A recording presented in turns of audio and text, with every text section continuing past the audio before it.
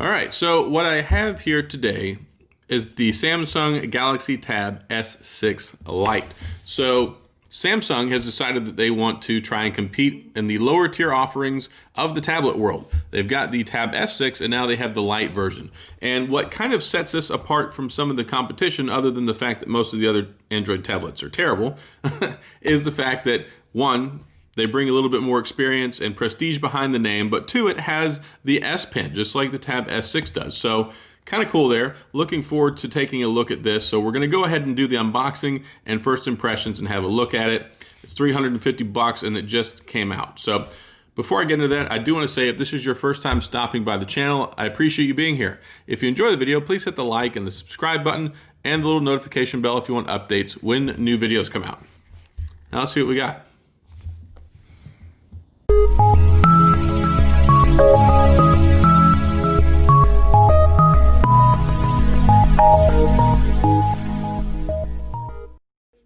All right, so here we are with the Samsung Galaxy Tab S6 Lite. So this just came out not a couple of days ago. I got it on launch day, and I settled for this gray one because I really wanted the blue one, the new Angora blue, because it looked really cool, but it was like not going to be in stock for like 10 days. So I settled on the slate one, which is fine. They also have a chiffon pink if that tickles your fancy. Let me go ahead and use my handy dandy unboxing tool so I can take this out of the box and have a look at it and get it set up.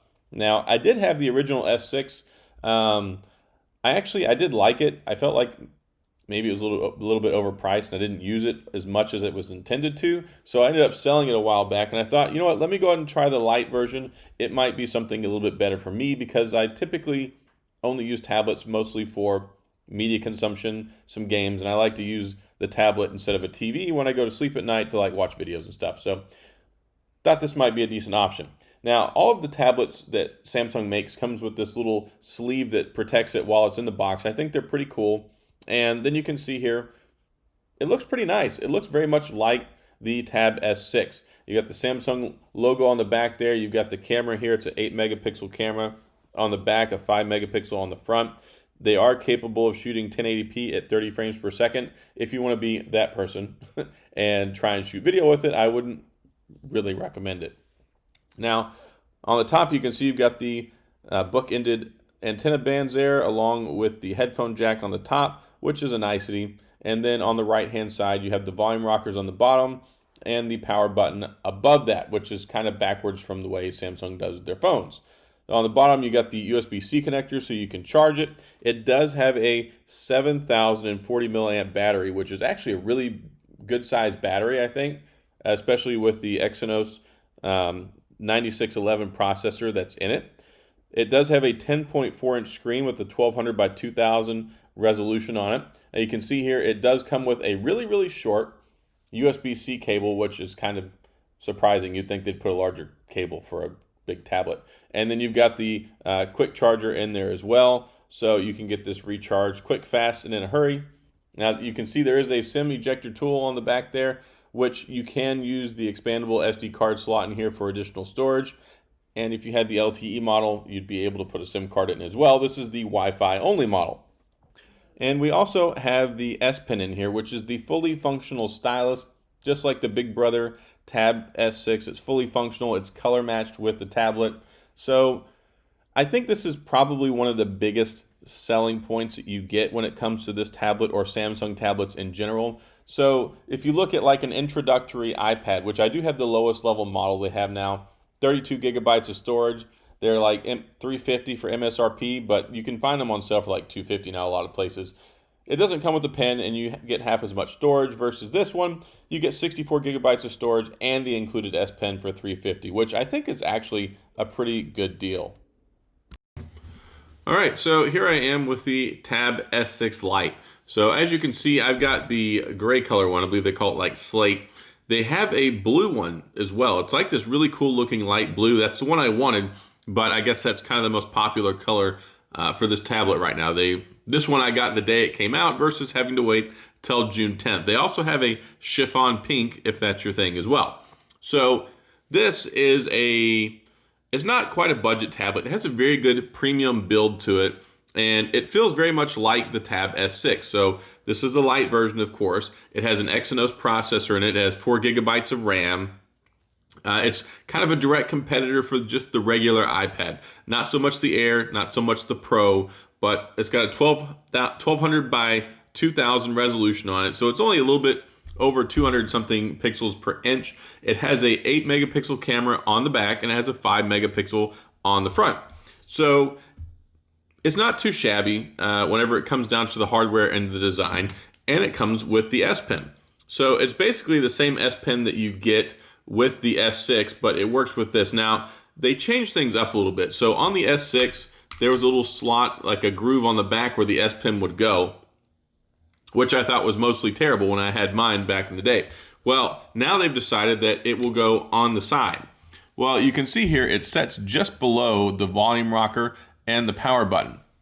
It kind of gets in the way because when you're holding it, ta-da, it just grabs and it slips right off. But you can put it on this side as well.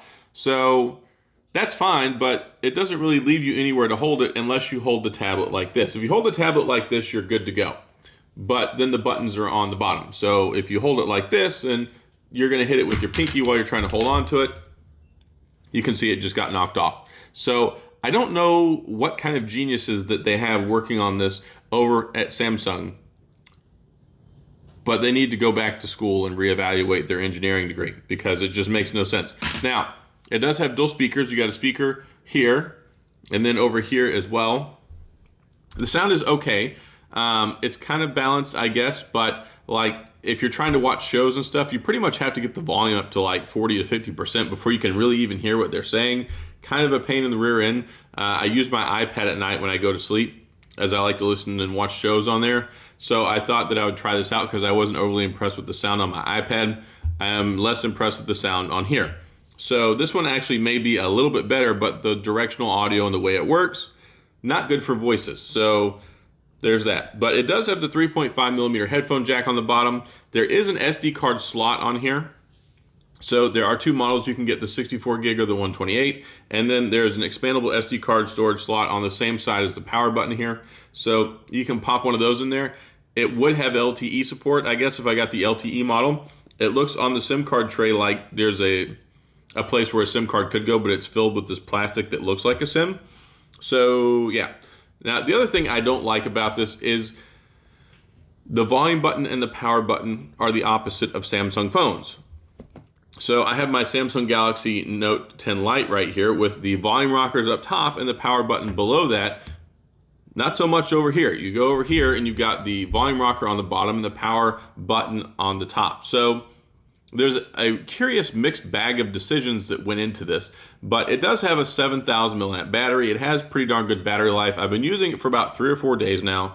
Yes, I know this is an unboxing, but by the time I get around to making an unboxing video, I've actually been using this for a couple of days. So that's why it's also unboxing and first impressions. But so far, I've been enjoying it. It does seem powerful enough. I mean, it's not the fastest thing in the world, but it seems to handle pretty much whatever I've been able to throw at it just fine. The other thing that's really, really curious, there's no fingerprint sensor on here. There's no home button on here. There's really two forms of biometrics. You can do a pin or the little swipe code thing, and then you have facial recognition, which is the garbage Samsung slow facial recognition. So it does seem to still work during, like when it's dark, but overall I'm not happy with that at all either. So I really wish it had a fingerprint sensor somewhere. I don't know if it would have been very much more expensive to put it in here. I would have gladly paid an extra $20 or $30 for it because trying to interact with this to turn it on is, you know, for a $350 tablet, it's a little on the annoying side. So yeah, I've got kind of a few negatives with regard to this tablet, but overall, it's probably the best Android tablet you can get for $350 today. And of course, it's running Samsung's One UI and all that good stuff on here. So it has like a lot of good things going for it. It's just at the end of the day, there's been some curious decisions that they made. So One UI 2.1, also, it's Android 10. So latest security patch, May 1st. So it's not too far behind in the security patches as well. So overall, I mean, I've been enjoying it. And there's another nice feature too. If you have a Samsung phone, you can kind of connect them. to where you can use it to answer phone calls or text messages on your tablet based off your phone. It'll work, and then it's like after a while it just won't work, and then you have to reset both the devices, and then hopefully it starts working again. So hopefully they'll get the kinks worked out of that, because I do kind of like that. And then of course the stylus is nice to use as well. I don't want to forget about that. It is annoying with the placement, but it is, I mean, it's just like having a giant, Samsung Galaxy Note. So a lot of cool things. Definitely they're leaning on the whole stylus thing to try and differentiate themselves from Apple and to stand apart from the other Android tablets. But the way they've implemented it is a little short-sighted, I think. So anyway, that's it on my unboxing and first impressions. I'll have my full review on this tablet later, which I've never actually reviewed a full-size tablet like this before, so it should ought to be fun. Now, anyway, so that's all I've got on the Tab S6 Lite. If you have any questions or comments, please feel free to leave them down in the comments section. I'll get back with you. Like I said in the beginning, if you enjoyed the video, please hit the like and the subscribe button and the little notification bell if you want updates on the latest videos. Thanks for being here. I appreciate you watching, and I'll see you guys next time.